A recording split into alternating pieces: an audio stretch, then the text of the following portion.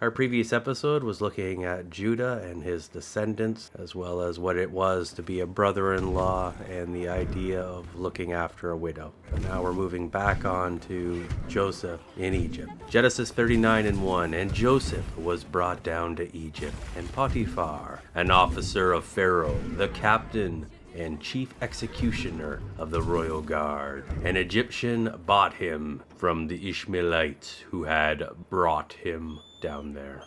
As we recall previously, Joseph was sold into slavery by his brothers who were jealous of his father's love for him and that he was receiving visions from God. So they sold him to slavery. Instead of killing him, they were originally going to kill him, but they negotiated it down to slavery. So here we are. We are now in Egypt. And we have this guy, Potiphar, who bought him. Genesis 39:2, but the Lord was with Joseph, and he, though a slave, was a successful and prosperous man, and he was in the house of his master, the Egyptian. Joseph is not a free man. He is in bondage. He is a slave. He is a slave to the Egyptians. Even though he is a slave, though, he is being very successful. He is very prosperous. He is doing well for himself despite the situation that he is in. Genesis 39:3, and his master saw that the Lord was with him, and that the Lord made all he did to flourish, and succeeded in his hand. Judging from the rank of this guy that bought him to be his slave master, he would probably have lots of other slaves, and probably got to see the different types of work that these different slaves would do, and he would be able to discern which ones were good at things and which ones weren't. And whatever the task was that he stuck at Joseph, Joseph seemed to performed very well and accomplished much. So he noticed something about that, and probably in talking to him as well, that he picked up on things to know that Joseph had a relationship with God. Genesis 39:5, from the time that he made him supervisor in his house and over all that he had, the Lord blessed the Egyptian's house for Joseph's sake, and the Lord's blessing was on all that he had in the house and in the field. So this was not simply a blessing over the actions of Joseph himself, but this was a blessing in the household of this Egyptian. He even blessed the field. He blessed every aspect.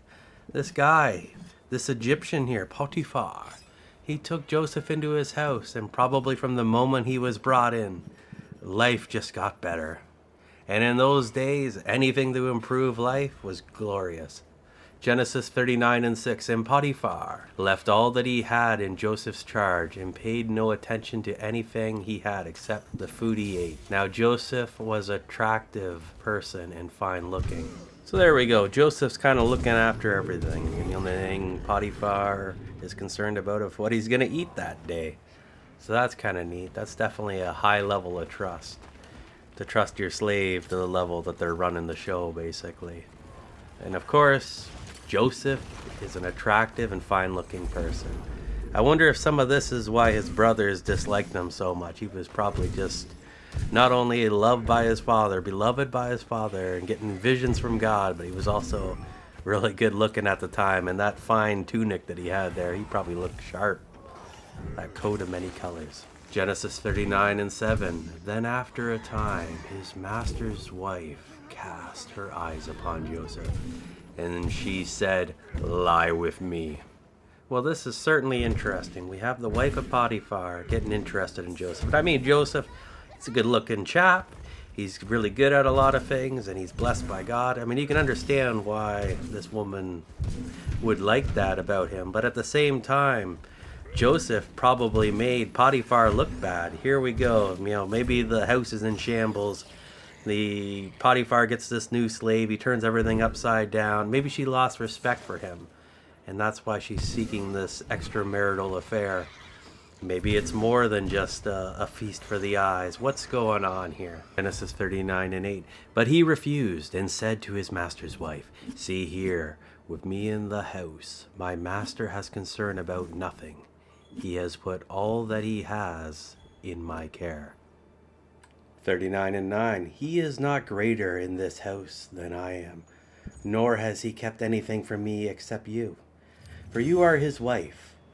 Now then, can I do this great evil sin against God?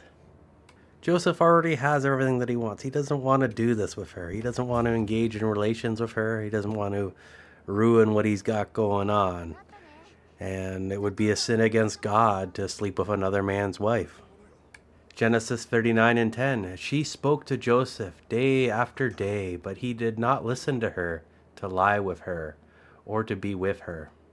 She was persistent. She just kept trying to get him to have relations with her, and he just kept saying no, and he got to the point that he just kind of ignored her. He was busy doing his own thing. He had a lot of stuff going on anyway, but she was not taking no for an answer. Genesis 39:11. Then it happened about the time that Joseph went into the house to attend to his duties, and none of the men in the house were indoors. This isn't looking good. This is looking like a trap. Anytime a man and a woman are alone together and there's no one there to supervise and make sure things are okay, no camera systems, no nothing, who's to say what is to happen, and who is there to defend the innocent or persecute the guilty? It goes both ways. Genesis 39:12. And she caught him by his garment, saying, lie with me. But he left his garment in her hand and fled and got out of the house. 39:13. And when she caught sight that he had left his garment in her hand and had fled away. So he just made a run for her. She came onto him and he just bolted out of there, but she was able to hold on to a piece of clothing of his. Genesis 39:14. She called to the men of her household and said to them, behold, he, your master, has brought in a Hebrew to us to mock and insult us. He came in when I was to lie with me, and I screamed at the top of my voice. 39:15. And when he heard me screaming and crying, he left his garment with me and fled and got out of the house. So here we go. We have our first accusation of inappropriate relations right here. I have to be careful of the words I use to describe this, as it will trigger the bots to make sure nobody watches this video. Although no one's going to probably watch it anyway, so I guess the point is moot. So she was unable to get him to lie with her willingly, and she set up this whole ruse, this whole situation to get him to do the deed with her. But he didn't want to do it, and he just left. So this makes her look bad, so she's inventing this story of, you know, him kind of being the perpetrator and her screaming and him kind of leaving his shirt behind, changing the events of what was happened in reality to one that will apply pressure to Joseph and really give him a bad day. This is a terrible look to have to go after your boss's wife, right? Genesis 39:16. And she laid up his garment by her until his master came home. So she's there, she's sitting with this garment, making sure to protect it so that she can show it to the master. Genesis 39:17. Then she told him the same story, saying, the Hebrew servant whom you brought among us came to me and mocked and insulted me. So her husband comes home and she's telling him the story about what had happened, or what she says had happened, right? Genesis 39:18. And when I screamed and cried, he left his garment with me and fled out of the house. 39:19. And when Joseph's master heard the words of his wife, saying to him, this is the way your servant treated me, his wrath was kindled. I'm sure Potiphar trusted his wife, trusted her probably completely or nearly completely. That's usually what people do with their spouses. At least that's kind of how it's supposed to work. I don't know if that's actually true or not.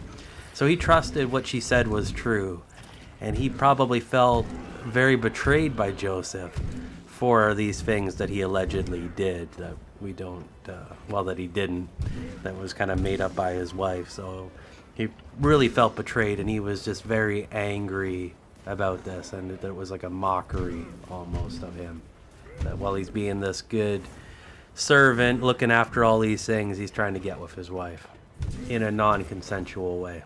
I guess even if it was consensual, it'd still be wrong. But anyway, Genesis 39:20. And Joseph's master took him and put him in the prison a place where the state prisoners were confined. So he was there in prison. So Joseph, he wasn't killed on the spot. Maybe he received some beatings, I don't know, but he ended up in prison. Beatings were kind of a normal thing back in the day, and even nowadays they are, just maybe not so much in some countries, maybe more in others, right? Genesis 39:21. But the Lord was with Joseph, and showed him mercy and loving kindness, and gave him favor in the sight of the warden of the prison. So even though Joseph is in an Egyptian prison, it's probably a pretty harsh prison. Every prison was probably harsh back then.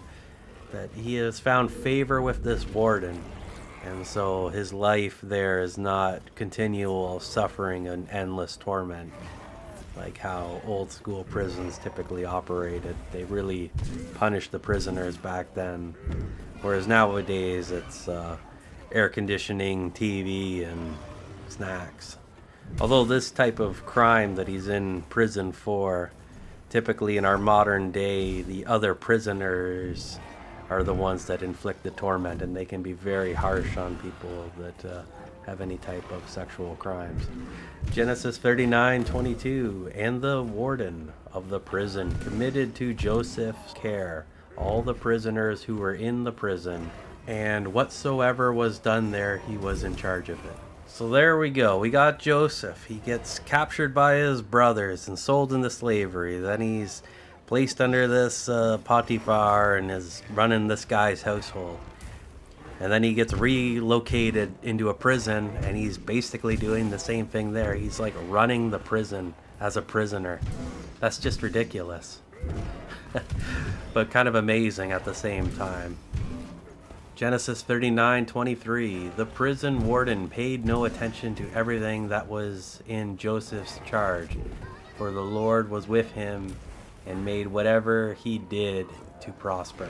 I'm not sure, but I think prisons at this time, they were also kind of like, I was going to say slave camp, but I guess he was already a slave, so this is, anyway, they were like work camps, right? So they probably did things, and they put these slaves to work, maybe doing mundane tasks or whatever it was. It wouldn't make sense to lock somebody up and feed them and not make them work, right? Everybody had to work in those days, so they probably had to do a lot of work, and Joseph was probably organizing things and making sure everything was getting done, and the prison was prospering, right? Everything that Joseph touched, he looked after, and it was doing well, so that's kind of cool. So the thing I really like about this story is we got Joseph here, and he kind of has faith in God. He's got faith in God, he's getting visions from God, and he's obviously got some sort of relationship. The thing I really like about Joseph here, Joseph in this chapter, or Joseph in general, is that he's kind of, he's got faith in God. God's given him visions, and he's obviously got some sort of a relationship with God, and he's trusting in God. He was trusting in God. God delivered him from being murdered from his brothers killing him. He got out of there, was made a slave in Egypt. He got to Egypt okay. He didn't die along the way. And he really prospered in Egypt. He did really well, even though he was a slave and not where he really wanted to be. And then he's a prisoner in Egypt, and he's doing well there too. It doesn't seem to matter where he is. God is looking after him. And Joseph is trusting in God. He doesn't know necessarily when his next meal is, or where he's going to sleep, or what anything's going on, right? We don't really read of his worries and his troubles. What we see is him just being looked after by God, and him putting his trust in God. And I think that's kind of wonderful. And it's something that we need to learn as well, to trust in God when times are tough. And stuff may seem bad now, but we're not slaves in Egypt. We're not in prison in Egypt, unless, of course, you're listening to this video in Egypt and you are a prisoner.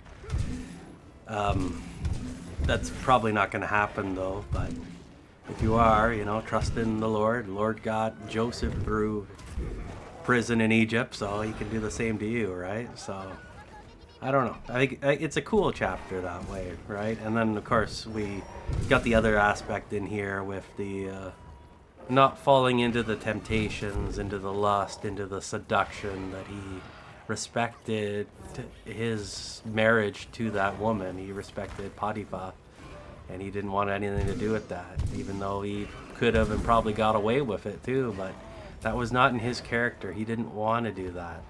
He desired something better, something greater than that, and he didn't want to defile himself by participating in an extramarital affair. So that's kind of cool too.